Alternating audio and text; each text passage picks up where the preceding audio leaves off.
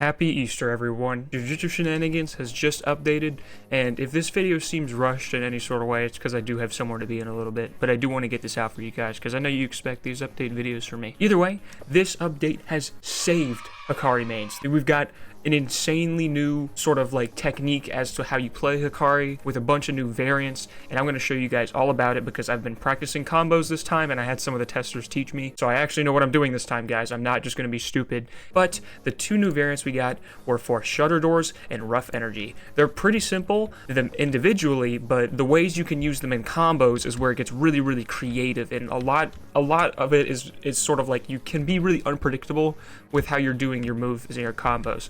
So here is the Shutter Doors variant. It doesn't seem like a variant, but you'll notice it's lingering a lot longer when I use it. When I activate that thing, it's sitting there for a second, right? And if I jump on it, it bounces me up in the air, and you think, oh, I mean, okay, whatever. So what? Hakari has a movement option by sacrificing the cooldown of his best combo extender. Well, it gets pretty interesting when an enemy's involved, but I'll get into that in a second. And the next move that I got a variant is Rough Energy. So the Rough Energy variant is an aerial variant where you slam down on the ground, and this will knock the enemy upwards like this, right? Pretty simple. And I'll go ahead and tell you now, it combos perfectly into Fever Breaker. So you hit a Rough Energy like that, and then I don't use Fever Breaker because I'm a genius. Okay, so you're going to want to use Rough Energy, boom, and then immediately you can use Fever Breaker and catch them with it, which is really nice, but it gets even more creative. Let me go ahead and show you. So here's the thing with the Shutter Doors variant. If I use Shutter Doors like this, and it lingers, I kind of spawn two of them. If I knock an enemy onto it, you see that for a second? They bounce on it for some reason. Here's the best way to show you. If I just knock them up like this and then use it, the enemy sort of like trampolines ragdolled on the Shutter Doors, which is really funny. It kind of looks wacky. Oh, I caught them there. But that's one of the primary uses of this. You can sort of catch them with this. And this is where it gets really interesting in how you do your combos. So what you'll be able to do is, I'll just go ahead and show a combo like this and sort of explain it afterwards. But here's a combo. Hopefully I don't mess it up first try.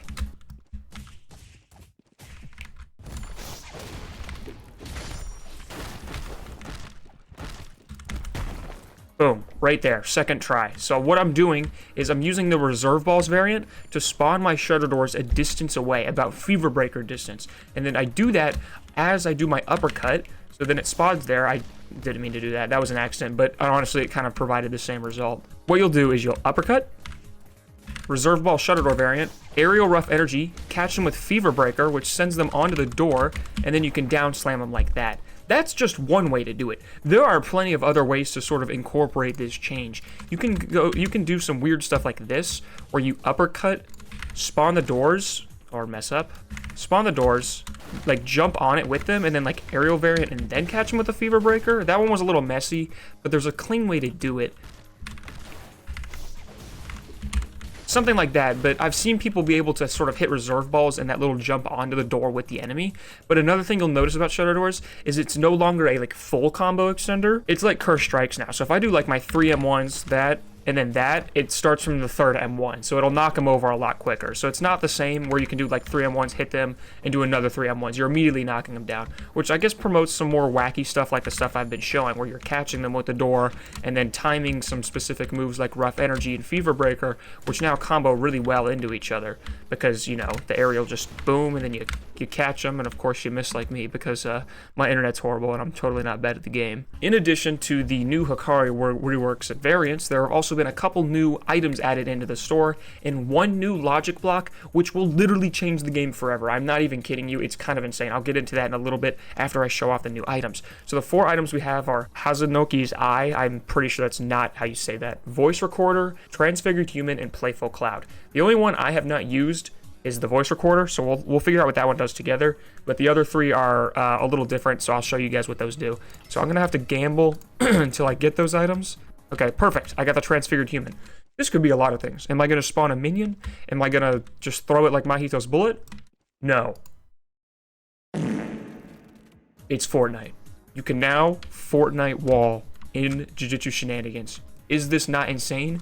If you have this move and someone starts using a Fuga on you, you can just Fortnite wall it out. It's beautiful. It's amazing. Oh, Playful Cloud. Okay, yes. So, this is Playful Cloud. Pretty simple. I actually have yet to see the M1s on this. I haven't used it, but You know, I figured I knew what it did anyways, just because it's a weapon. Ooh, I like those effects, actually. That's nice. It's a 4M1, unlike Jet Black. That's like a special 3M1. But I do like the animations on that. The effects are really cool, too. Now, here's the thing that's a little special about this. The Playful Cloud M1 damage scales with how much health you have. So let me demonstrate. Let me get this dummy really low so you can kind of get a comparison as to what a 4M1 combo will do. I think that's good. So we've got a low health dummy there and a full health dummy here. So I'm going to hit the full health dummy. Okay, that did about maybe like 15%. And then if I do it to this guy, it looks like it did a lot more. It scales. I don't think the scale is insanely dramatic or anything insane, but it's definitely some sort of scale that promotes using it against low health players.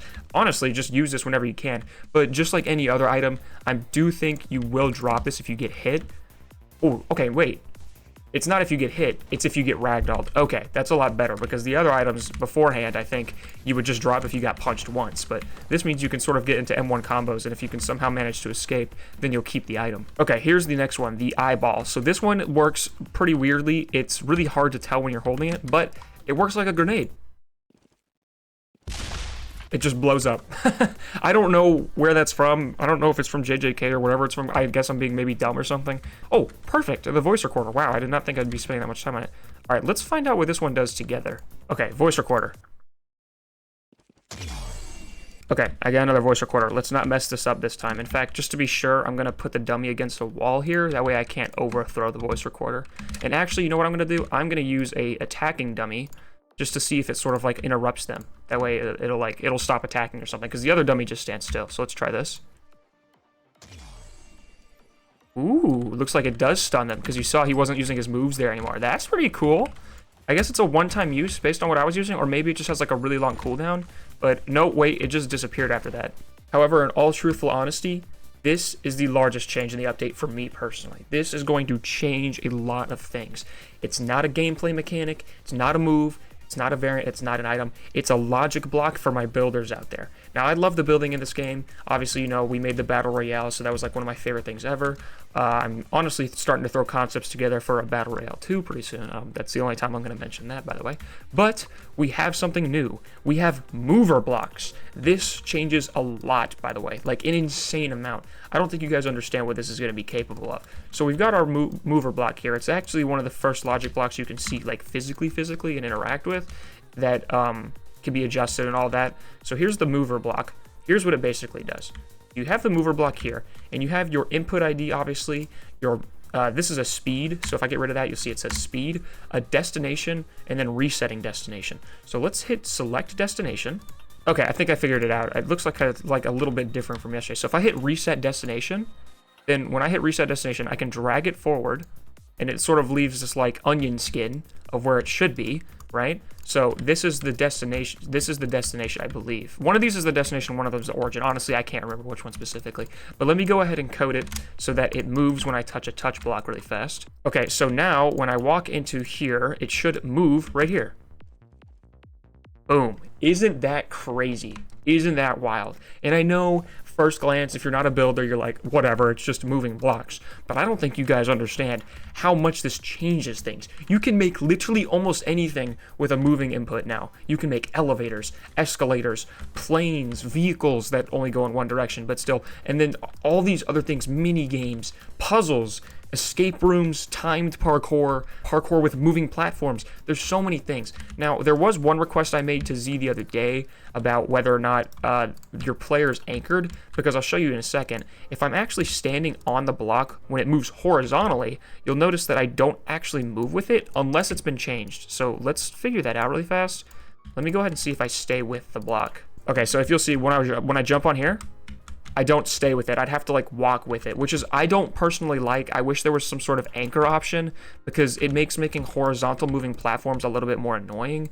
Now, I don't know if I like missed something on the input block, but I don't see anything about anchoring, which I think could be a really easy implementation. But then again, I don't script at all, so I don't know how difficult that would be. However, if the you know, the origin of if the movement of the block is vertical, you will stay on it though, because I mean, that makes sense logically. So in this situation, I will stay on it if it goes upwards, because, oh wait, hold on. I made it so it moves up way too fast. Yeah, so look, if I stand on it vertically, it'll go up. Now, it's a little wiggy because I have the touch block, like, ending here, so it actually stops. But, I mean, still, like, what you could do so many things with this. Like, the replication I'm making now where it goes up and down, you could incorporate a touch block over the whole map and then have the map constantly moving, like a moving map with different hazards and things like that, like openings in the map happening, and just by the player standing in area. Like, this changes so much. I really don't think you guys understand unless you're a builder, but still, I hope you guys get the idea.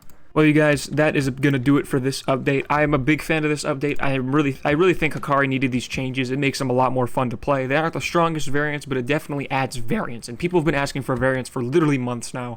I think this was a great change, and not a huge update, but after the last update, I wasn't expecting anything massive. But honestly, it was a pretty big update for specific people. There's a whole new batch of items, which is fun, and the mover blocks, I am honestly just the most excited for, because I'm going to cook with that. Trust me on that, I'm going to cook with that. But yeah, I hope you guys enjoyed the update and enjoyed the video too, and if you did, you know what to do. Make sure to like and subscribe for more. And yeah, I'll see you guys in the next one. Happy Easter, everyone. Thanks for watching. Peace.